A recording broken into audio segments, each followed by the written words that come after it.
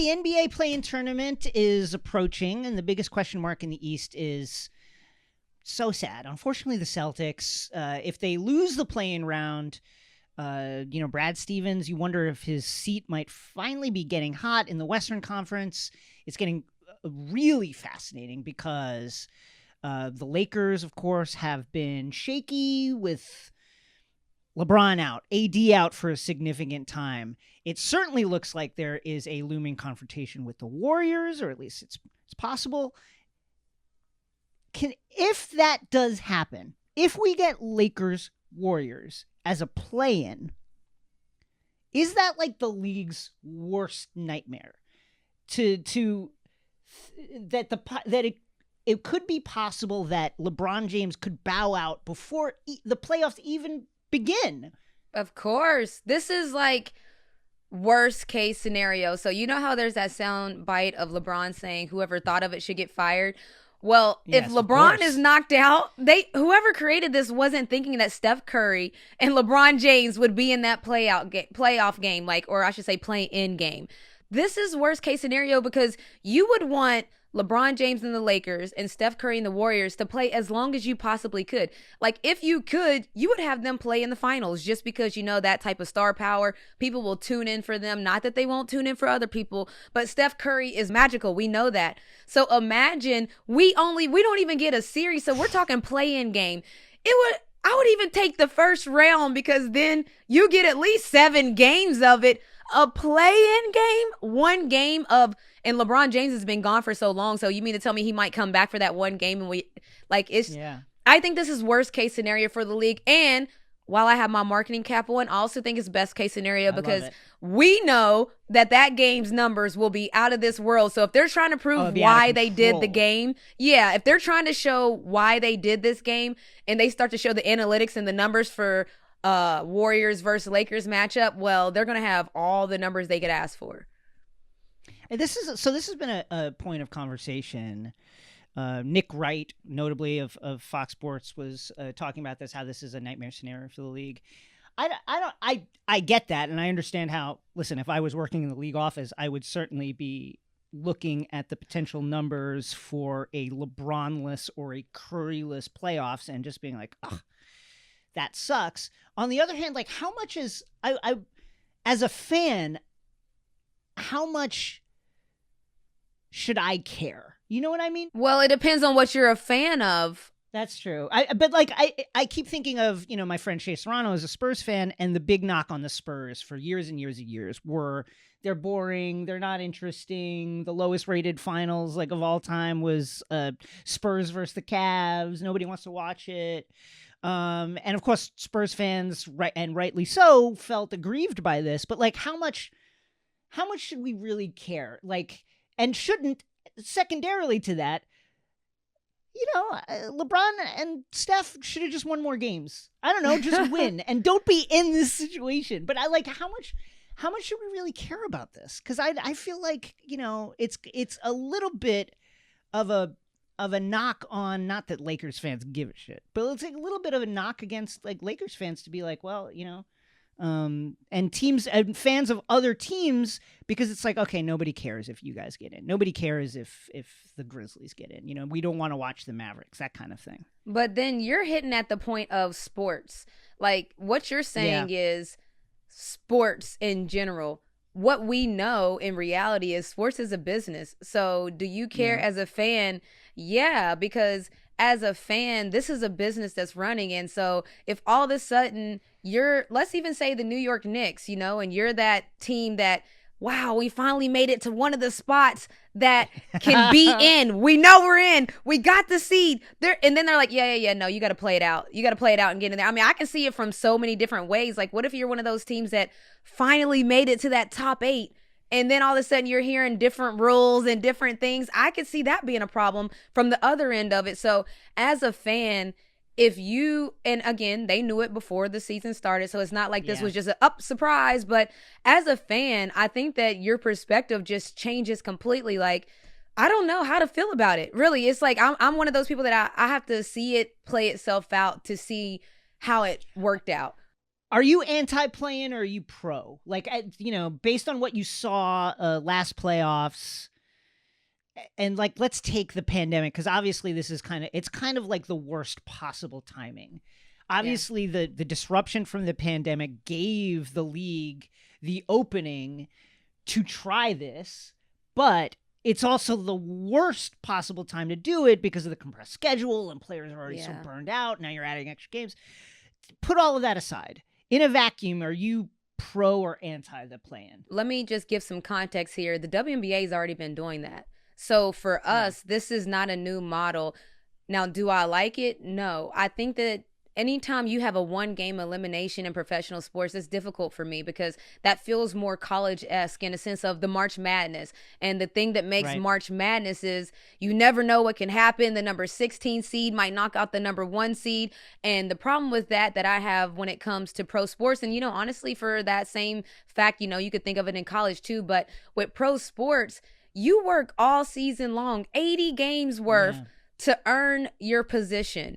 And so then you earn that number 7 seat, right? But now I got to do a play-out game between the number 7 and 8 to re-earn my 7 seat again. Like, because if you win the game versus number 7 and 8 and you're number 7, you get to just remain number 7. And so I just don't like the fact that we can work a whole season for positioning, home court advantage. I want a series to play it out because it took us 80 games to get here. I don't want one game to determine what we're doing. So for me, it's more about you don't ever know if the best team will win in a one-game elimination. That's the biggest problem I have with it.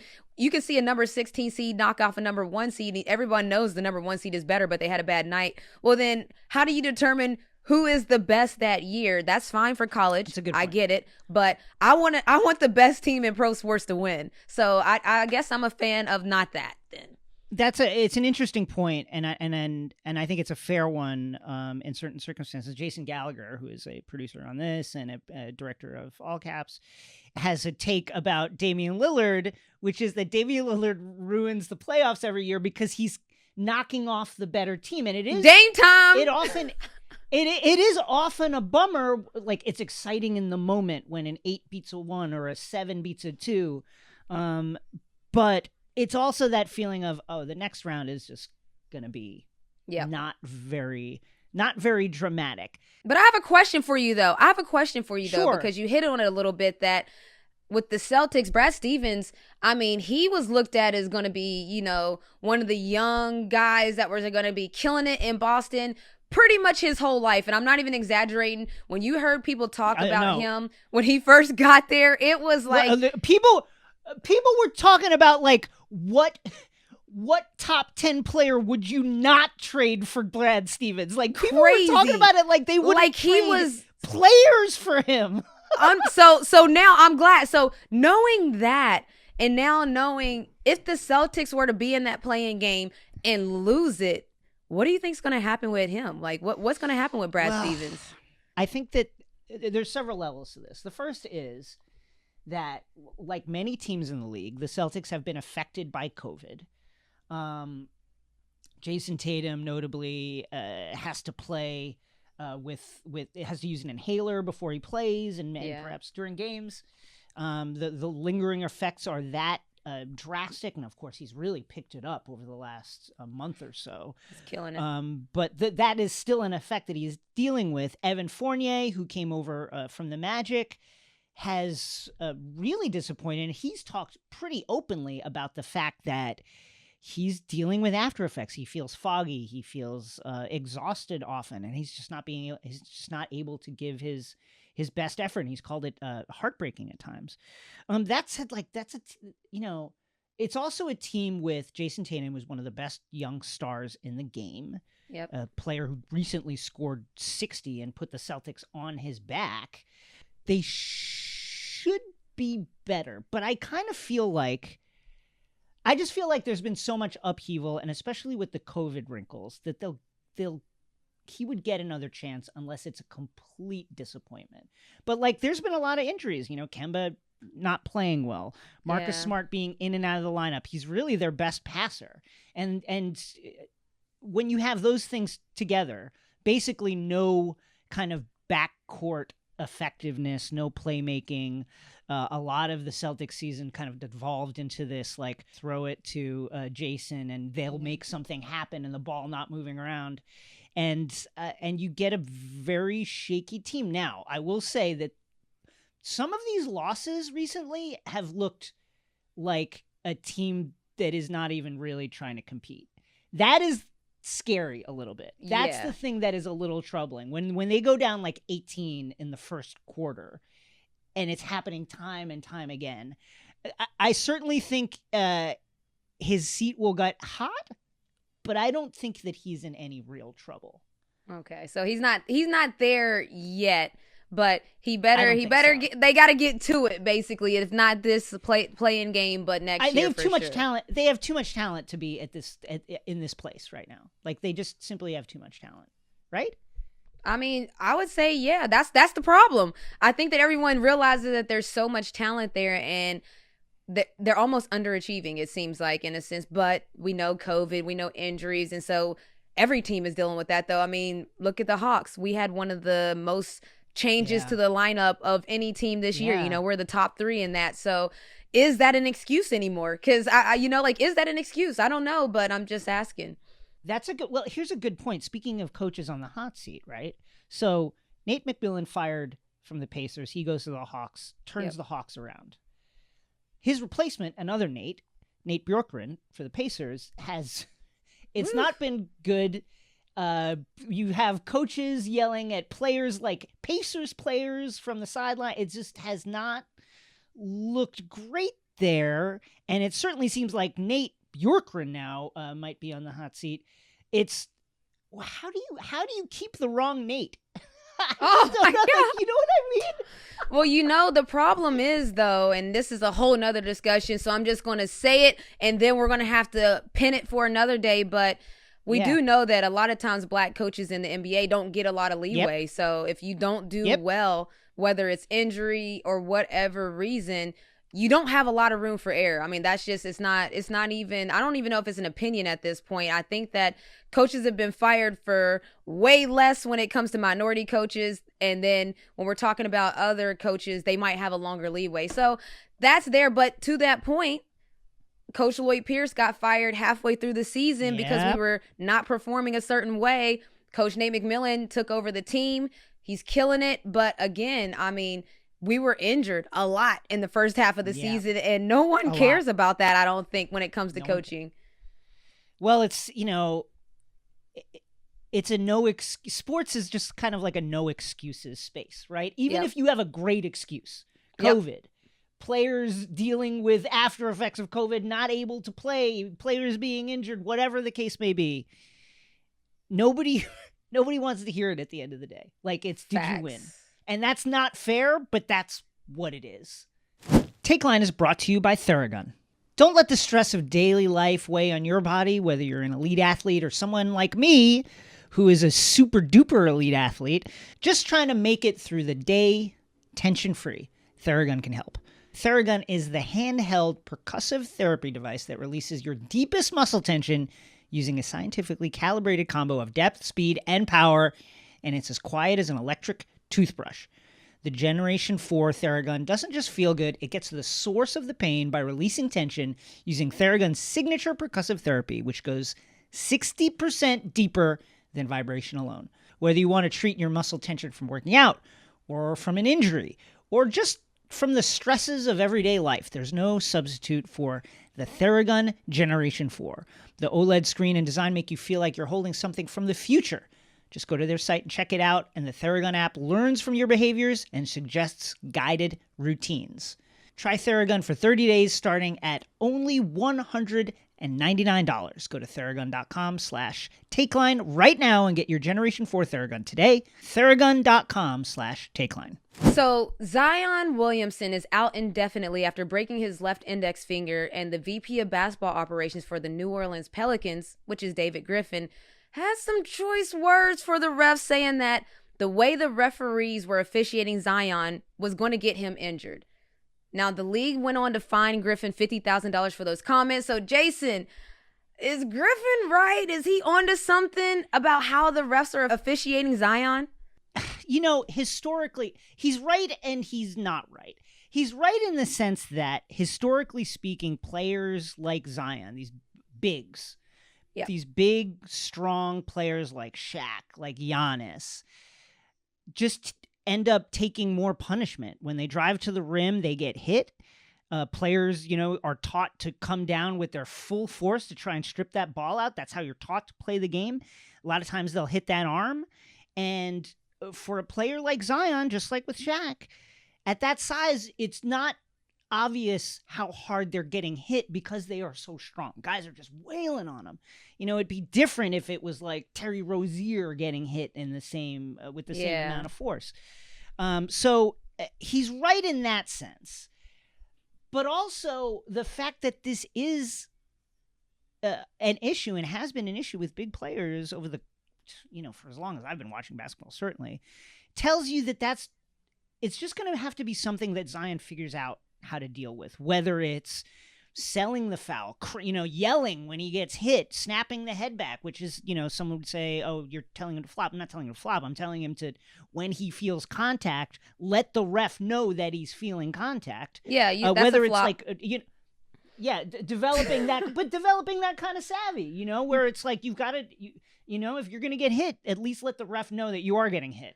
To that point, now, people might have considered me a flopper in my day. I mean, that might be a label or slander that was thrown my way.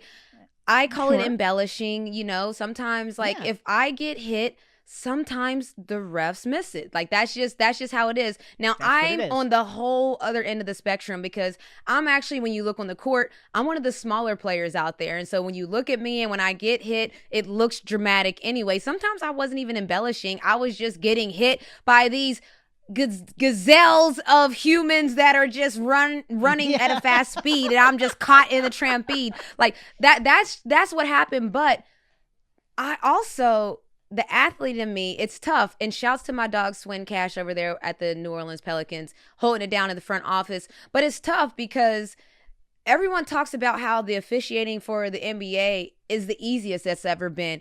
They protect the shooters the most. Like everything is about scoring. It's to protect the shooters, to protect the scorers. So I imagine that the treatment Zion is getting, I think that old school players would think that that's a cakewalk. I mean, we've seen the clips. If you haven't seen the Bad Boy days, the Detroit days, all of those, I think, yes, Zion may be getting officiated differently in a sense of they might not think that it's hurting him or he's not getting as many calls. But I also think, I don't know how to feel about it because I think that we've gone all the way so far to the end of the spectrum where people can't even play defense anymore too. I'm a shooter, so I like protecting the shooter. So it's like, it's a catch-22 because maybe Zion's getting officiated differently, but the officiating right now is very pro offense. So I don't know what to do with that information, Jason, but that's just how I feel. I mean, just to tie it back to Griffin, I think that, again, this is a no excuses league. I think that he's right in the instinct to protect his player, right? For sure. The Pelicans had a shot at the play-in before this. Now with Zion out, I don't think they have any shot. And so that will certainly earn him some plaudits, like in the locker room, get him some political capital. The fact that he's willing to come out and blast the refs and get fined to protect his player, I think is like, that's a positive. I think the other side of it is, refs are a real easy scapegoat, like in sports. And this is a Pelicans team that has been disappointing, that for the amount of talent they have, should be better and is not better. And so on the one hand, I understand David Griffin lashing out in what is a devastating blow to his team. On the other hand, it's like, I don't know.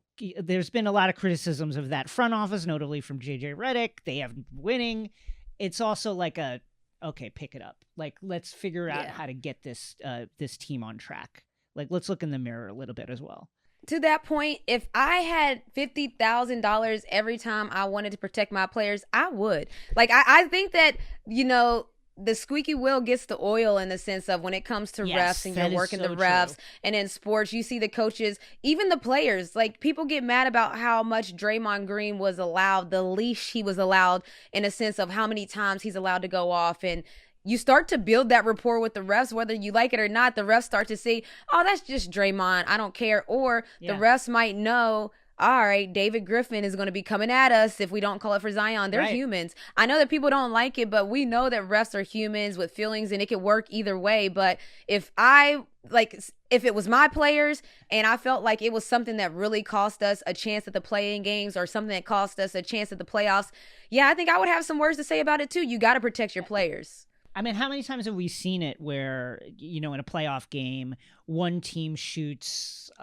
many more free throws than the other team, and then the coach calls it out in the post game, gets fined, but then you can feel it that the refs are really watching this more closely, and then it invariably happens that despite the fine, the coach gets what they want, which is a more equitable distribution of fouls. This often works, whether you like it or not. And finally, Renee, WNBA season starts this weekend. You are our in-house WNBA owner. Take us into it. Take us into the run-up. What's going on? How are you preparing for it? What's it like watching it from this perspective? Oh, man, it's been crazy. Today we had Media Day, and Media Day normally is a crazy day already because you basically have to capture all the content you need for the whole season from every single player. So that's wild to think about to do in 5 hours. So there's that. And then we have to sprinkle on top all of the COVID protocols, all of the different things, the hoops you have to jump through. The hair and makeup can't be there. This can't happen. The vendors, the lights. And so you have to keep everyone separated a certain extent. It's crazy. It's really crazy to bring it all together. But having said that, it was lit. I'm not going to lie. I can't wait. I'm waiting on pins and needles for them to start sending me some of the promo clips that we're going to have and some of the videos because we went all out over here, okay? Welcome to the new normal, Atlanta Dream fans. Welcome to the new normal, WNBA fans. What you thought you knew about the Atlanta Dream? Yes, we might not have been a team that invested in those type of things. We're investing in it now. And so for me, it's exciting because I saw the players dancing around. You can tell that the players know what it's like to be treated a certain way. You could tell that they felt that we were trying to cater to them, that we were trying to make them feel like professional athletes in every sense of the word. And so for me, that's a proud moment because that's what the players should feel all the time. And if you're wondering, why wouldn't they? Well, in the WNBA, we haven't necessarily always felt like the top professional are treated a certain way. It's just it would be money issues or that's just not how we do things. And so to see that things are changing and just the lifestyle, the quality of life of the players is changing, I'm hype about it because I always want to be that player in the front office. I don't want to be just an exec in the front office. I want the players on my team to feel like they have just an extended player that's in the front office fighting for them. And it's crazy because I don't have to fight. Suzanne Hebert, Larry G, they're the ones that are right with me. Like, we got to treat the players how they want to be treated. They're the ones leading the charge. So we have Media Day today. First game of the season. Season opener is Friday, May 14th. Get your popcorn. That's all I'm going to say. We got a lit team. I love it. One more question because I'm fascinated by this. What is... I know you can't speak for the players, but I can't. I keep thinking about what it must be like for them to come in and see someone in the ownership group who understands exactly what it is to lace them up and to play for a team, to have that kind of understanding from the other side, from the C-suite level, from the ownership level. Have any of them talked to you about that, or like what is the vibe that you're catching in that regard? They have. Shouts to Tiffany Hayes. She actually was calling me just now during during us filming, so I didn't answer, Kiera, but I'm gonna call you back. But it's dope because I think they know that I'll take things the right way. So a lot of times with players and management, you always, if there is an issue, you want to make sure that you say it a certain way that management doesn't take it the wrong way. And also that they're not going to think you're ungrateful or you're asking too much. So I think there's that freedom that they know that they can tell me anything. And I was talking to Monique Billings today, and she was just like, man, I love that you got our back, Nay. And I'm like, you already know, but it's the fact that they just know it. Like, they don't even have to ask. They know, like, things that I already knew was a problem. They know that I'm working on it. You know, the year before, we didn't have training tables, which is food provided after practice. They know I'm working on it this year. COVID protocols aren't allowing it to happen right now, but they know that that's something that I know you would want as a player, and they know that we're going to bring it to them as an ownership group and as a staff. So yeah, it's pretty, like, I'm hyped. Like, I don't know how to, like, if you can't tell, I'm hyped because it's I feel like we're changing things. All right, so now is time for buzzer beaters, where Jason and I throw up some last second stories we didn't get in the show. And Jason, I'll go first because I already started talking about it, but WNBA season opener. It's the 25th anniversary this year, so the WNBA is going big. Yes, sir. Let's get it. I feel like all the teams are taking it up a notch. I've seen their media days. That's why I felt like we had to come correct with the Atlanta Dream media day, but I just love the vibes. I see so many tweets. I saw the fans. They were mad that the preseason games weren't shown on the League Pass. I love that energy. I wanted you guys to see it, but I love that people are mad that they're not getting more content. I love that there's just so many different things going on where fans are having an input like, hey, what's going on with this? What's going on with that? So let's keep the energy going. Let's keep that momentum going all the way into the season opener, May 14th. Let's count it. What you got? What you got? Well, I think people would expect me to talk about the Knicks and their big win over the Clippers, but I'm not going to do that because there's still unfinished business left to do. The Lakers looming on the schedule. LeBron is going to come back for that game. AD just went off the other night against the Suns. Thanks. I don't want to jinx it. And what I will talk about is an ongoing injustice in this country that is disgusting and it is despicable. Medina Spirit, the winner of the Kentucky Derby, is being framed. Oh my God.